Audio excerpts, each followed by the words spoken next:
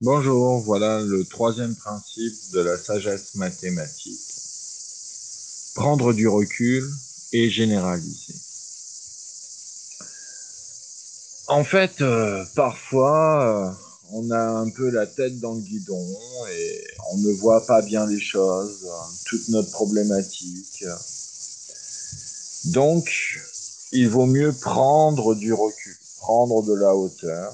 Et parfois, il vaut mieux généraliser une problématique. Ce qui peut paraître surprenant, plus on généralise, plus normalement c'est difficile. Mais parfois, en mathématiques, en généralisant au maximum une problématique, en fait, on arrive à un minimum d'outils conceptuels possibles et la solution apparaît clairement.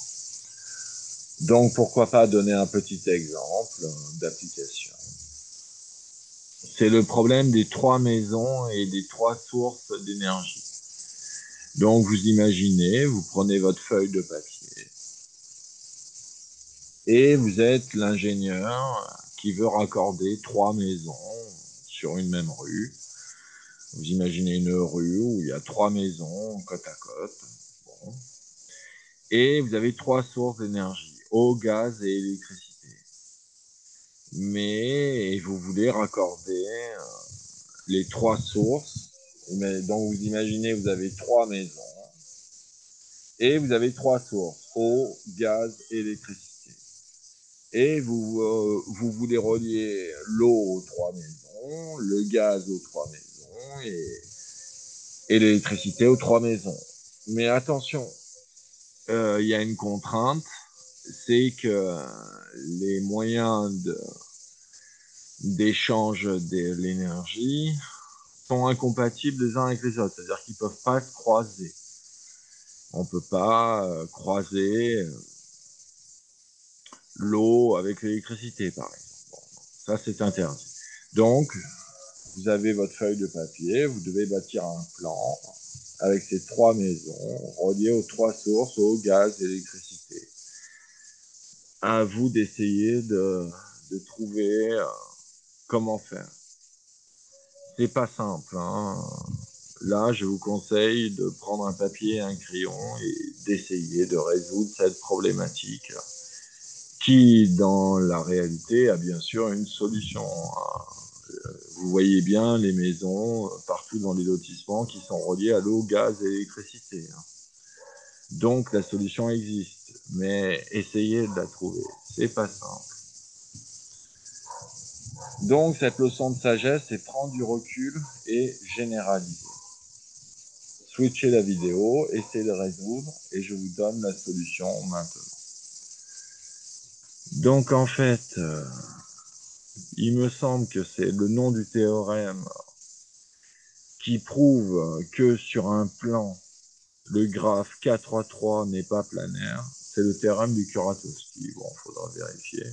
Mais en tout cas, il y a un théorème qui dit très clairement que cette construction dans le plan n'est pas possible.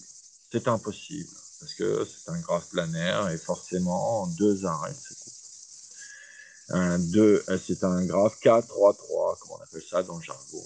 Un graphe bipartite complet à deux paquets de trois éléments. Et donc, on voit que ce problème est impossible en dimension 2.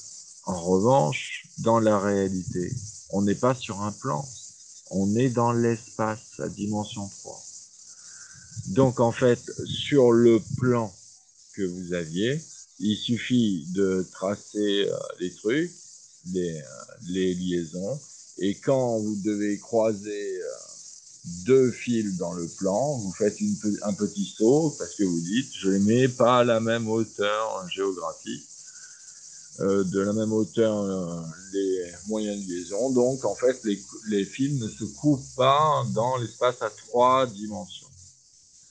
Donc en fait la solution de ce problème était de passer de deux dimensions à trois dimensions. Et à trois dimensions, c'est trivial la solution, parce qu'à deux dimensions, c'était impossible. Voilà un exemple qui montre que des fois, prendre du recul et généraliser, augmenter le nombre de dimensions de la problématique permet de résoudre des soi-disant problèmes impossibles.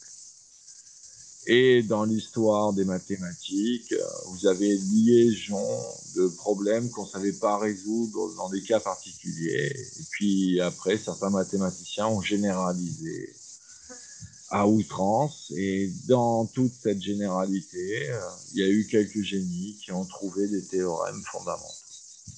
C'est pour ça aussi que généraliser une problématique permet parfois de la résoudre.